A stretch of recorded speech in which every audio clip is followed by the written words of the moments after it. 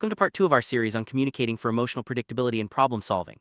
In this session, we'll dive deeper in practical systems and tools you can use to better understand and express your feelings. Whether you're looking to improve your relationship, manage stress, or simply become more self-aware, this training is designed to give you actionable steps. We'll start by reviewing key concepts, then move into hands-on exercises and real-life application. By the end, you'll have a toolkit for navigating emotional intensity and communicating more effectively in any situation. Let's begin by outlining today's agenda. We'll complete the best scale and record our scores, practice relaxation and mindfulness, review the emotional intensity continuum, and reflect on where we've been this week. We'll also look at the skills monitoring card to see which communication skills you've used recently. This structure helps us stay focused and ensures we cover all the essential areas for emotional growth. Having a clear agenda sets the tone for a productive session and helps you track your progress over time. Before diving into communication techniques, it's important to ground ourselves. Practicing relaxation or mindfulness can help calm the mind and body, making it easier to process emotions and communicate clearly. Take a few deep breaths, notice any tension in your body, and gently bring your attention to the present moment. This simple practice can be a powerful tool, especially when emotions run high. It prepares you to respond thoughtfully rather than react impulsively.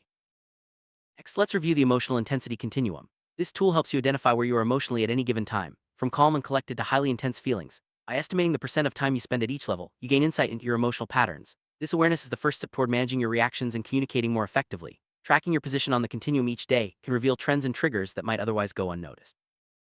Skills monitoring card is a practical way to keep track of the communication skills you use throughout the week. By noting which skills you apply and when, you can see your progress and identify areas for improvement. This card also encourages you to reflect on challenging situations and how you handled them. Over time, this self-monitoring builds confidence and helps you become more intentional in your communication. There are many ways to communicate your feelings, and finding the right approach can make a big difference. Some people prefer to talk openly, while others might write or use creative outlets. The key is to identify your emotions, name them, and express them in a way that feels authentic to you. Remember, your feelings are valid, and sharing them can help others understand your perspective. Practicing different communication methods can help you discover what works best in various situations.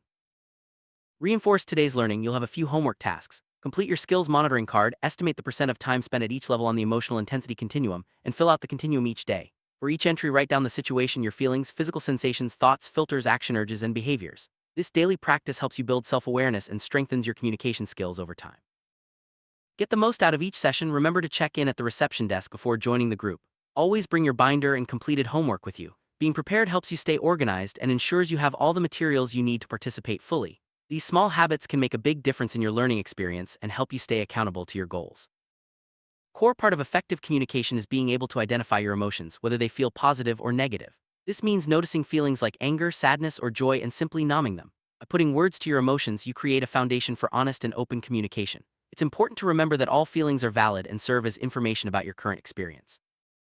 Once you've identified your feelings, the next step is to name them using clear and simple language. Avoid getting caught up in the story or content behind the emotion, just focus on the feeling itself. For example, you might say, "I feel anxious," or "I feel excited." This practice helps you separate your emotions from your thoughts and makes it easier to communicate your experience to others. It's essential to recognize that your feelings are valid, even if your thoughts about a situation might be distorted. Emotions are not right or wrong, they're simply signals that provide information about your internal state. By accepting your feelings without judgment, you create space for self-compassion and more effective communication with others. Try not to judge your feelings as good or bad. Instead, view them as information that can guide your actions and decisions. When you refuse to label your emotions, you're less likely to suppress or ignore them. This non-judgmental approach encourages openness and honesty, both with yourself and in your interactions with others. Allow yourself to experience the full range of your emotions. This means not pushing away uncomfortable feelings or clinging to pleasant ones. By embracing all your emotions, you become more resilient and better equipped to communicate authentically. Remember, feeling your feelings is a sign of strength, not weakness. When emotions run high, it's helpful to create some distance before communicating. This gives you time to process what you're feeling and respond thoughtfully rather than react impulsively. Use the emotional intensity continuum worksheet to describe the event, name your emotions, and note your physical sensations. This structured approach helps you gain clarity and communicate more effectively. Start by describing the event that triggered your emotions in as much detail as possible. This helps you separate the facts from your feelings and provides context for your emotional response. Being specific about what happened allows you to better understand your reactions and communicate them to others. After describing the event, identify and name the emotions you experienced. Use a feeling words list if you need help finding the right terms. Describing what the emotion feels like in your body can also provide valuable insight. This step is crucial for building emotional literacy and improving communication. Pay attention to the physical sensations that accompany your emotions. You might notice a fast heart rate, sweating, shaking, or other bodily responses. These sensations can provide clues about the intensity of your feelings and help you communicate your experience more clearly.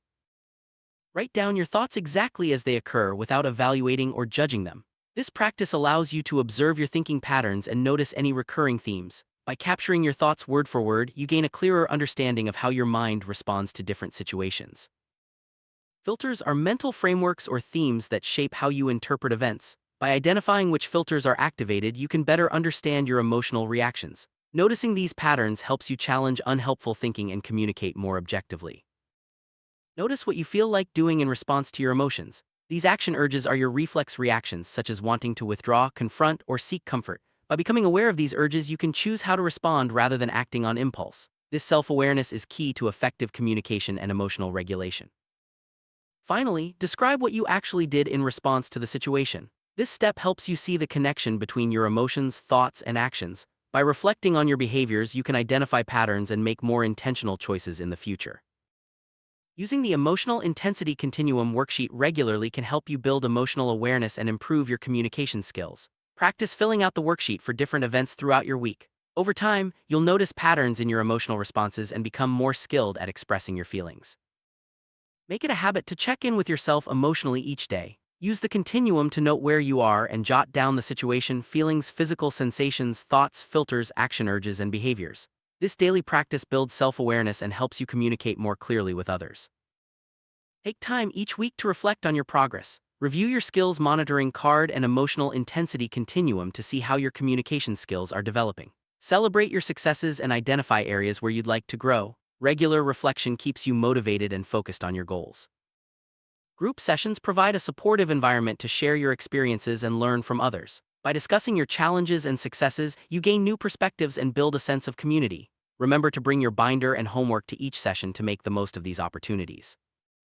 Emotional predictability means being able to anticipate and manage your emotional responses. By practicing the skills we've discussed, you become more consistent in how you handle different situations. This predictability builds trust with others and helps you navigate challenges with greater ease.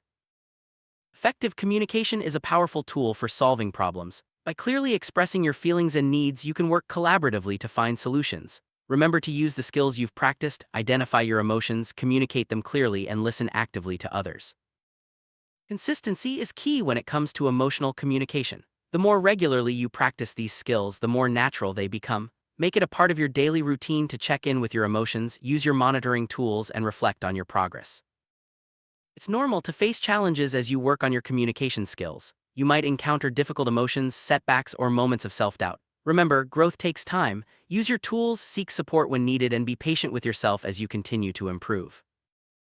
Let's wrap up by highlighting the most helpful aspects of today's lesson. You've learned how to identify and name your emotions, use structured tools like the Emotional Intensity Continuum, and practice daily self-reflection. These skills empower you to communicate more effectively, solve problems collaboratively, and build stronger relationships. Keep practicing and remember that every step forward is progress.